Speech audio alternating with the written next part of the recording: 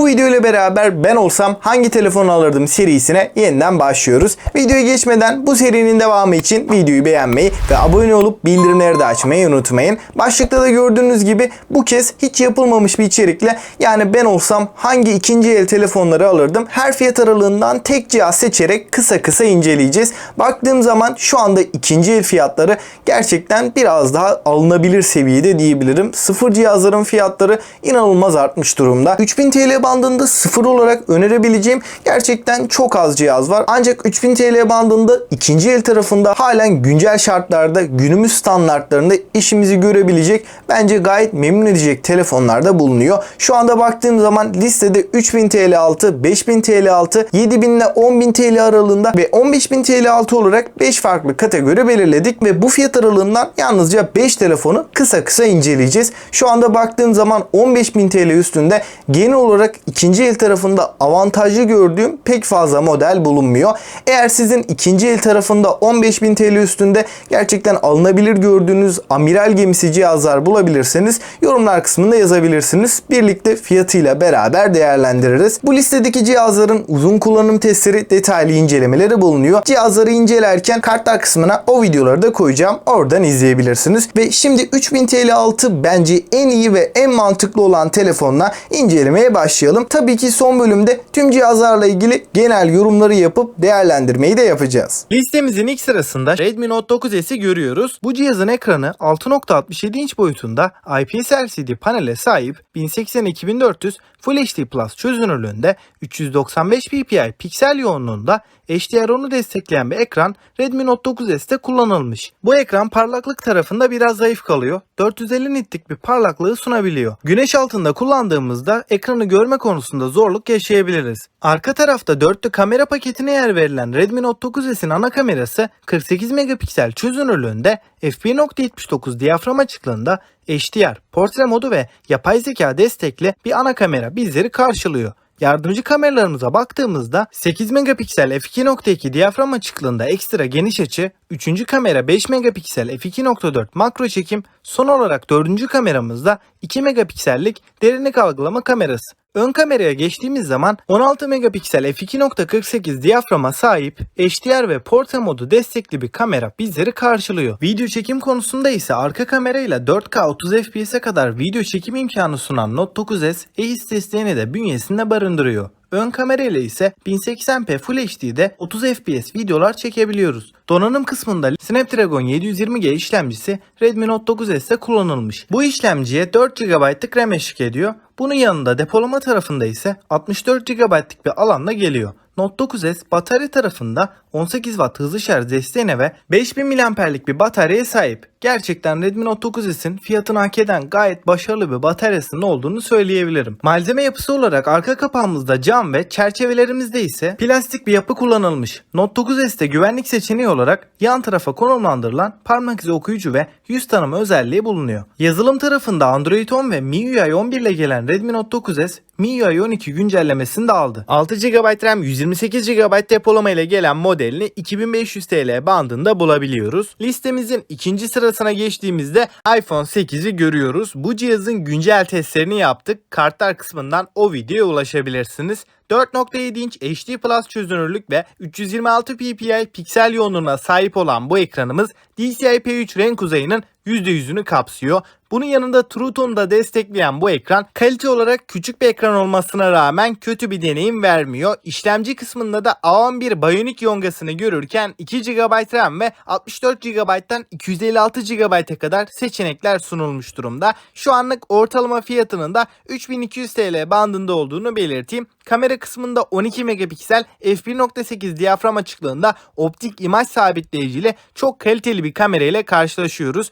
Düşük ışık performansı haricinde gün ışığında hem fotoğraflar hem de video konusunda fiyatına göre oldukça iddialı. Ön kameraya baktığımız zaman da 7 megapiksel f2.2 HDR ve EIS destekli bir kamerayı görebiliyoruz. iPhone 8'de 1821 mAh'lik bir bataryaya yer verilmişken hızlı şarj desteğimiz 15 Watt olarak karşımıza çıkıyor. Eski bir cihaz cihaz olduğu için alacaksanız güçlendirilmiş bataryalarla bataryayı değiştirmenizi öneririm. Malzeme kalitesi olarak da arka kapağımız cam, çerçevelerde de alüminyum yani metal bir yapıyı görüyoruz. Elde tutuş hissiyatı olarak da listenin en premium cihazı olduğunu da söyleyebilirim. Yazılım kısmında da iOS 15 yüklü olarak gelecekken iOS 18'e kadar da güncellemeleri alacağını belirteyim. Bunun dışında Touch ID sensörü de oldukça hızlı bir şekilde çalışıyor. Ekranın kildinden hızlıca kurtuluyoruz. Kompakt, uygun fiyatlı, aynı zamanda da performanslı bir cihaz arayanlar için iPhone 8 halen güzel bir seçim olacaktır. Listemizin 3. sırasında Xiaomi 11T'yi görüyoruz. Bu cihazın çok detaylı bir incelemesi kanalda var. Onu da kartlar kısmına koyacağım. Mutlaka izlemenizi öneririm. İlk olarak tasarımdan bahsedersek gerçekten oldukça şık ve güzel bir tasarımın burada önümüze çıktığını belirteyim. Malzeme kalitesi, elde tutuş hissiyatı da gayet başarılı. Ekran tarafında da yine oldukça kaliteli bir AMOLED paneli görebiliyoruz. Bu ekranımız 120 Hz tazeleme ve 480 Hz dokunma hassasiyetine de sahip. Desteklediği teknolojilerde de çok başarılı diyebilirim. 10 bit renk derinliği de bu ekrana konumlandırılmış. Yonga seti kısmında ise piyasanın en güçlü işlemcilerinden MediaTek Dimensity 1200'ü görüyoruz ve cihazımızda 8 GB RAM, 256 GB depolama alanında bulunuyor. Performans olarak kesinlikle sorunsuz bir cihaz diyebilirim. Kamera kısmına baktığımızda ise ana kameramız 108 megapiksel, oldukça güzel bir sensörü burada görebiliyoruz ve buna eşlik eden ultra geniş açı ve makro kameralarımız da bulunuyor. Video kısmında da 4K 30 FPS'te EIS desteği de bulunurken ön tarafa baktığımızda 16 megapiksellik bir kamerayı görebiliyoruz. Bu kamerayla da Full HD 30 FPS'te EIS destekli videolar çekebiliyoruz. Batarya tarafına atladığımız zaman 5000 mAh'lik batarya ve 67 Watt'lık güzel bir hızlı şarj desteğimiz bulunuyor. Kutu içeriğinden de bu adaptörün çıktığını söyleyelim. Hoparlör kısmında ise Xiaomi 11T'de stereo hoparlörler bulunurken MIUI 12.5'te bu cihazla beraber geliyor ve 3 yıl boyunca da Android güncellemelerini alacak. Wi-Fi 6, Bluetooth 5.2, NFC gibi teknolojiler de Xiaomi 11T'ye konumlandırılmış. Son olarak maalesef suya ve toza karşı herhangi bir dayanıklılığımız bulunmuyor. Listedeki 4. cihazımız Exynos Yonga seti kullanmasına rağmen gerçekten iyi işler çıkarabilen ve fiyatına oranla da dolar kurunu düşündüğümüzde oldukça uygun bir seviyeye gelen Galaxy S21 FE'nin detaylı bir incelemesini de yapmıştık. Onu da kartlar kısmına koyacağım. Mutlaka izlemenizi öneririm. İlk olarak tasarımla başladığım zaman S21 ile oldukça benzer olduğunu belirteyim. Gayet şık bir tasarımın önümüze çıktığını da söylemem gerekiyor. Ekran tarafına baktığımızda 6.4 inç Full HD Plus çözünürlük ve 120 Hz yenileme hızıyla birlikte dinamik AMOLED bir panel önümüze çıkıyor ve ekranımızın desteklediği teknolojilerde de yok diyebilirim. Tam olarak bir amiral gemisi telefondan ne bekleyebilirsek bu ekran bize onu rahatlıkla verebiliyor. 12 megapiksellik ana kameramız f1.8 diyafram değeriyle gelirken ikinci kameramız f2.2 ultra geniş açı, üçüncü kamera olarak da 8 megapiksellik telefoto kamerasına yer verilmiş. Fotoğraf çekim kalitesi olarak hem gün ışığında hem de gece çekimlerinde güzel bir performans elde edebiliyoruz. Fotoğraflardaki detaylar, renk doygunluğu, her şey olması gerektiği gibi video tarafında da bu kamerayla 4K 60 FPS'te OIS desteğini de bize verebilirken genel kamera deneyimi açısından da OIS ile birlikte fiyatının en iyilerinden biri olduğunu belirteyim. Donanım kısmında da Exynos 2100 işlemcisi önümüze çıkıyor. Bu işlemci günlük kullanımda da bize gayet yüksek bir performans verirken oyunlarda da herhangi bir kasma donma sorunu yaşamıyoruz. Batarya tarafına baktığımızda da 4500 mAh'lik batarya ve 25 Watt hızlı şarj desteği S21 FE'ye konumlandırılmış. Hoparlör konusunda ise stereo hoparlörlere sahip olan cihazımızın ekran altına yerleştirilmiş bir parmak izi okuyucusunun olduğunu söyleyeyim. Stabilite açısından gayet güzel bir şekilde çalışıyor. Wi-Fi 6, Bluetooth 5.0 ve NFC desteğini görürken yazılım konusunda Android 11 ve One UI 4 arayüzü cihazımızda bulunuyor ve S21 FE'nin IP68 sertifikasıyla da suya ve toza karşı korunduğunu da söyleyeyim. Listemizin 5. sırasında iPhone 11'e yer verdim. iPhone 11'i seçmemdeki en büyük sebep kamera performansı ve donanım kısmı diyebilirim. Bu cihazda A13 Bionic Yonga'sı bulunurken 4 GB RAM de bu cihazımıza eşlik ediyor. Bu donanımla birlikte iPhone 11 bize her türlü kullanım senaryosunda halen bir amiral gemisi üst düzey cihazı aratmayacak derecede bir performans sağlıyor. Aynı şekilde kamera tarafında da arka kısımdaki ikili kamera sistemimizin gayet başarılı olduğunu da söylemem gerekiyor. 12 megapiksellik ana kameramız f1.8 diyaframa sahipken gece modu özelliğiyle birlikte de her türlü koşulda iyi bir performansı bizlere sağlıyor. ultra geniş açı kameranın da gayet tatmin edici olduğunu söyleyebilirim. Bu kameralar aynı şekilde video tarafında da optik imaj sabitleyici ile beraber oldukça titreşimsiz sabit videolar çekmemizi sağlıyor. Batarya performansı olarak da iPhone 11 son yıllardaki en iyi iPhone'lardan biri diyebiliriz. Bir günümüzü rahatlıkla çıkartabilecek bir performansı bizlere sağlayabiliyor. iPhone 11'in detaylı bir değerlendirmesini de yapmıştık.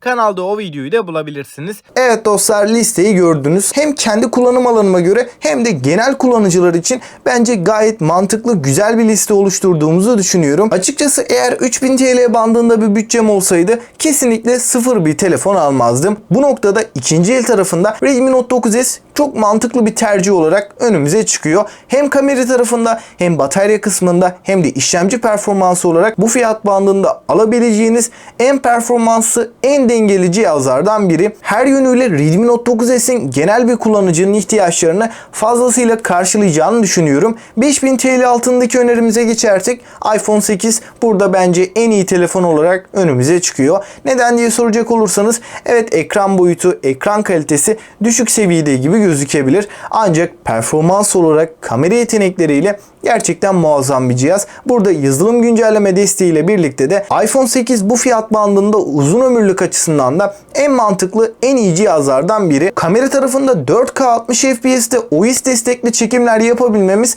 bu fiyat bandında hiç görmediğimiz, alışmadığımız bir durum diyebilirim. 5000 TL civarındaki en iyi video çeken telefonun iPhone 8 olduğunu söylemem de bence kesinlikle yanlış olmaz. Fotoğraf tarafında da bir o kadar başarılı. Yani iPhone 8'e sunmuş olduğu bu yetenekleriyle düşündüğümde benim için bu aralıktaki en iyi çözüm diyebilirim. Ancak bütçemi biraz daha yukarılara zorlayabilecek durumdaysam iPhone 8 yerine Xiaomi 11T'yi tercih etmek her anlamda çok daha mantıklı, çok daha iyi bir çözüm olacaktır. Xiaomi 11T ekran tarafında da, kamera kısmında da, batarya olarak da iPhone 8'den kat kat üstün. Burada video performansı olarak da 11T kesinlikle memnun edecektir. Uzun kullanım testini de yapmıştık. Onu da kartlar kısmına koyarım. Mutlaka izlemenizi öneririm. Çünkü Xiaomi 11T'ye baktığım zaman 2022 yılında fiyat performans açısından en beğendiğim cihaz olduğunu söylememde kesinlikle yanlış olmaz. 11T sunduklarıyla ve fiyatını oranla düşündüğüm zaman en mantıklı, uzun ömürlü kullanılacak telefonlar arasında. Fakat 11T'nin şu an için yurt dışı kayıtlı olarak 6000 TL bantlarında bulunduğunu söyleyeyim. 7500'e 10.000 TL aralığında özellikle ekran, kamera ve yazılım yetenekleriyle S21F'ye güzel bir seçenek olarak önümüze çıkıyor. Yani bu fiyat aralığına kadar çıkmışken ben biraz daha üstüne koyarım. Batarya olarak da, kamera olarak da ve genel deneyim açısından da, uzun ömürlük açısından da daha iyi bir cihaz istiyorum diyorsanız bu noktada da iPhone 11 ve iPhone 12 mini önümüze çıkıyor. Burada tercihimizi yaparken iki seçenek karşımıza çıkacak. Burada baktığınız zaman iPhone 11'i tercih etmemdeki en büyük sebep batarya performansı ve ekran boyutu diyebilirim. Evet, burada ekran çözünürlüğü, ekran kalitesi kesinlikle iPhone 12 mini'den geride. Ancak baktığım zaman burada benim iPhone 11'i tercih etmemdeki en büyük sebep batarya performansı ve ekran boyutu diyebilirim. iPhone 11'deki ekran çözünürlüğü benim için gayet yeterliydi. Yıl içerisinde teknoloji editörü olarak çok farklı Android cihazlar kullanmış birisi olarak ve bunun dışında iPhone tarafında da üst seviye cihazları deneyimlemiş birisi olarak iPhone 11'in ekranından da gayet memnun kaldığımı söyleyebilirim. Ancak genel deneyimde bu çözünürlüğe rağmen bana kesinlikle kötü bir hissiyat vermedi. Sizin için ekran kalitesi daha önemli bir kriterse ve kamera tarafında biraz daha üst seviye bir cihaz kullanayım diyorsanız iPhone 12 mini'yi de kesinlikle tercih edebilirsiniz. Ancak burada batarya yönündeki dezavantajı da düşünmeniz gerekiyor.